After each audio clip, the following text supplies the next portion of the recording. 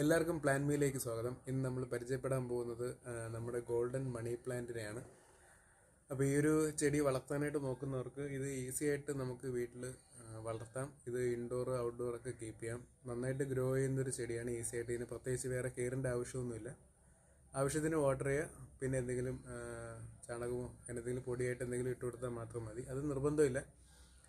ഇത് ചെയ്യേണ്ടത്, ഇതിപ്പോൾ കുറച്ച് കിട്ടുകയാണെങ്കിൽ ഇത് ഇങ്ങനത്തെ പീസസ് ആയിട്ട് കട്ട് ചെയ്യുക. ലീഫും സ്റ്റെമ്മും കൂടെ വരുന്ന കുഞ്ഞു കുഞ്ഞു പീസായിട്ട് കട്ട് ചെയ്യുക. എന്നിട്ട് ഈ ഒരു ഭാഗം, ഏതെങ്കിലും ഒരു ഭാഗം വെള്ളത്തിലേക്ക് ഇറക്കി വയ്ക്കുക. അത് കുപ്പിയിൽ നിങ്ങൾക്ക് വെള്ളം നിറച്ചിട്ട് വയ്ക്കാം, അല്ലെങ്കിൽ ബക്കറ്റിലോ എന്തിലെങ്കിലും വെള്ളം നിറച്ചിട്ട്. കുപ്പി ആയിരിക്കും കുറച്ചുകൂടെ കൺവീനിയൻറ്റ്. അപ്പോൾ അതിലേക്ക് വെള്ളം നിറച്ചിട്ട് ചെയ്ത് വയ്ക്കാവുന്നതേ ഉള്ളൂ. അതിൻ്റെ റൂട്ട് വന്നു കഴിഞ്ഞാൽ നമുക്ക് ഇങ്ങനത്തെ പോട്ടിലേക്ക് മാറ്റാം. ഇതിപ്പോൾ ഒരു പോട്ടിൽ സെറ്റ് ചെയ്തിരിക്കുന്നതാണ്.